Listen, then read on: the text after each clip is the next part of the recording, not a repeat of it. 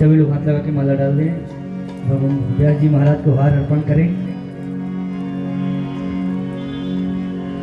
ओम पुराण पुरुषोत्तमाय नमः। अधश्च चोर्ध्वं प्रसृतास्य शाखा गुणा प्रवृद्धा विषया प्रबाला। अधश्च मूलाननुसन्ति तानि। भारत भगवान की है आरती, शांति की कृपा बन पुनि पापों को मिटाने वाला, हरि दर्श कराने वाला। स्वस्ति श्री गणेशाय नमः। स्वस्ति श्री सरस्वती नमः। स्वस्ति श्री गुरुचरण कमलेभ्यो नमः।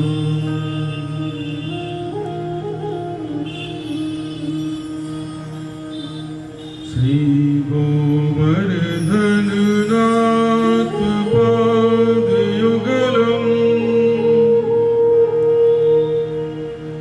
हय्यङ्गवीणप्रियम् नित्यं श्रीमधुराधिकं सुखकरम्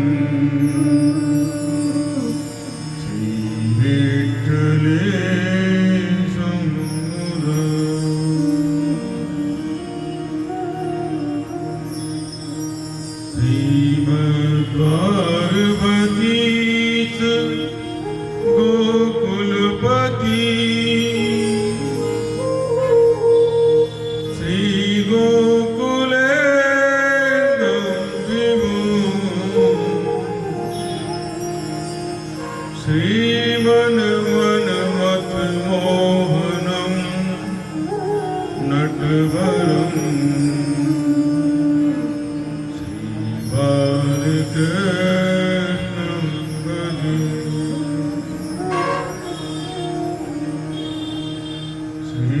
श्रीमद्वल्लभ विठ्ठल गिरिधरं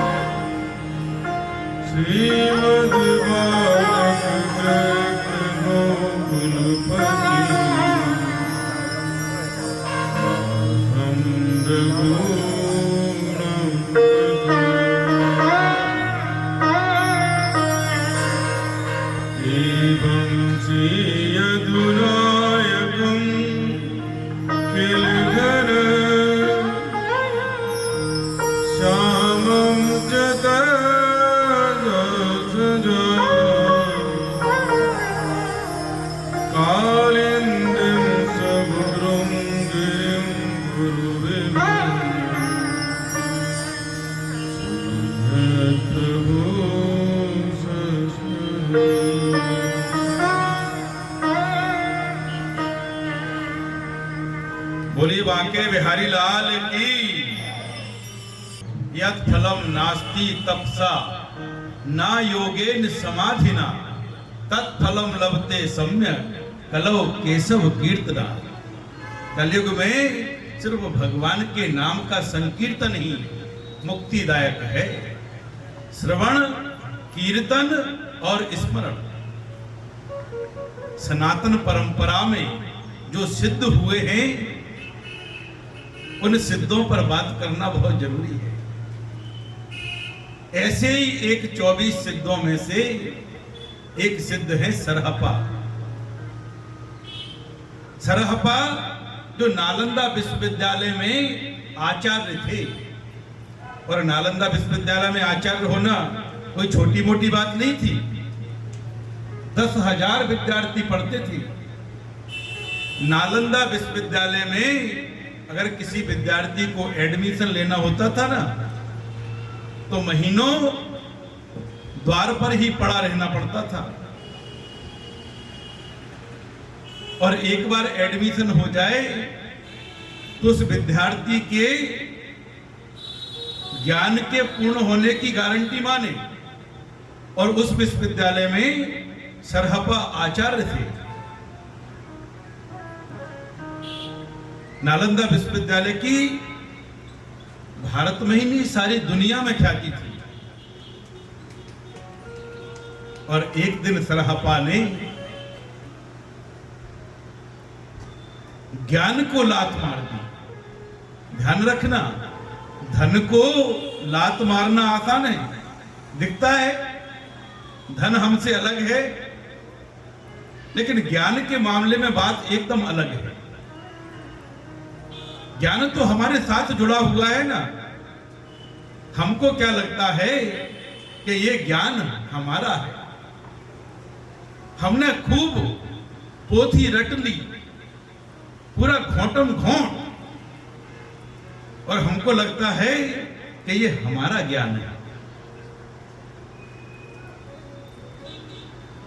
और एक आम आदमी अगर ज्ञान को छोड़ दे तो कोई बड़ी बात नहीं है, लेकिन एक आचार्य, एक शिक्षक अगर ज्ञान को छोड़ दे, ज्ञान को लात मार दे, तो ये बहुत बड़ी बात है। और सरहपा अपने आचार्य के पद को त्याग कर, उस समय फक्कड़ों का एक संप्रदाय होता था वज्रयान, उस वज्रयान संप्रदाय में शामिल हो गए और कहने लगे कि आज मैं एकदम खाली हो गया। अभी तक जो मेरे पास था सब उधार था। और वज्रयान जो संप्रदाय था वो कैसा था? वो कहता था कि परमात्मा को अभी पाया जा सकता है, इसी वक्त, कोई कल पर नहीं टालना है। और ध्यान रखना, मनुष्य के सिवा और कोई कल पर टालता भी नहीं। जो बीत गया वो भी कुछ नहीं होता, और जो आने वाला है वो भी कुछ नहीं होता। हमारे हाथ में तो केवल ये जो आज है ना, यही क्षण हमारे हाथ में है। लेकिन हम बड़े चालाक हैं। आज तो चलो ठीक है, कल देख लेंगे, कल भगवान की भक्ति कर लेंगे, अभी तो जवानी है, जवानी के अपने सपने हैं। तो सरहपा ने उस वज्रयान संप्रदाय में आकर अपना कल्याण किया। और वज्रयान कहते हैं कि जैसे तलवार से सर को धड़ से अलग करते हैं ना एक झटके में, ऐसे ही परमात्मा को भी प्राप्त किया जा सकता है। विवेकानंद जब गुरु की तलाश में रविन्द्रनाथ टैगोर के दादाजी महर्षि देवेंद्रनाथ के पास गए ना, नदी में कूदकर रात को 12 बजे, जहां देवेंद्रनाथ जी ध्यान कर रहे थे, विवेकानंद जी रात को गए और दरवाजे में लात मार दी और देवेंद्रनाथ एकदम से सकपका गए। विवेकानंद ने कहा, मैं जानना चाहता हूं ईश्वर होता है या नहीं होता है। एकदम से देवेंद्रनाथ को कोई उत्तर नहीं सूझा। वो कुछ बोलते, उससे पहले ही विवेकानंद जाने लगे। और जब जाने लगे, नदी में दोबारा छलांग लगाने लगे, तो देवेंद्रनाथ ने कहा, अरे जो अपना प्रश्न किया है उसका उत्तर तो लेता जा। और विवेकानंद ने कहा, अरे अभी आपको ही नहीं मालूम तो मैं क्या उत्तर पाऊंगा। अगर आपको मालूम होता तो आप ठिठकते नहीं। और वही विवेकानंद जब रामकृष्ण परमहंस के पास गए, रामकृष्ण परमहंस के पास गए और कहा, मैं जानना चाहता हूं कि ईश्वर होता है कि नहीं। और रामकृष्ण परमहंस ने गरेबान पकड़ लिया, बोल अभी जानेगा। और एक क्षण में छाती पर लात रख दी और विवेकानंद मूर्छित हो गए। 3 घंटे बाद जब होश आया ना, तो विवेकानंद नहीं थे, कोई और ही हो गया था। तो गुरु की तलाश कोई ऐसे ही नहीं है। अगर सच्चा गुरु जीवन में मिल जाए तो हम भी सरहपा की तरह सिद्ध हो सकते हैं। लेकिन हम हमेशा या तो भूतकाल में जिएंगे या वर्तमान या भविष्य काल में जिएंगे। वर्तमान से हमारा कोई नाता नहीं है, भविष्य के सपने बुन रहे हैं। आदमी के सिवा किसी पशु पक्षी के, किसी पेड़ पौधे के चेहरे पर आपको तनाव देखने को नहीं मिलेगा। अगर तनाव किसी के चेहरे पर है तो वो सिर्फ आदमी के चेहरे पर है। वो किस लिए है? भविष्य की चिंता में, सपने भविष्य के। अगर कोई जानवर पागल होता है ना, प्रकृति में कहीं पागलपन नहीं है। अगर पागल होता है तो केवल आदमी होता है। पशु पक्षी अगर कोई पागल होगा तो हमारे चिड़ियाघर में हो सकता है। क्या कोई चिड़ियाघर के लिए बने हैं? तो वर्तमान में जो आज अभी जाग गया, यही सुखदेव महाप्रभु कह रहे हैं। जिता सनो जित श्वासो जित संगो जितेंद्रिय। आसन को साधना है और बहुत ही जबरदस्त। जो पतंजलि का योग सूत्र है वो कह रहा है कि यम नियम आसन प्राणायाम प्रत्याहार ध्यान धारणा और समाधि पूरी एक प्रोसेस है।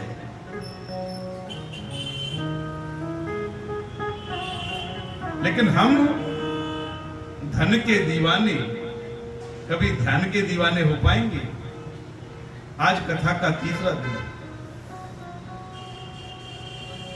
और जो सुखदेव महाप्रभु जिस आसन की बात कर रहे हैं, अगर उस आसन को जानना है तो एक बड़ी गहरी बात आज हमें लगता है कि आप लोग बड़े मर्मज्ञ भक्तों की तरह ये कथा सुन रहे हैं, तो आप तक ये बात पहुंचना चाहिए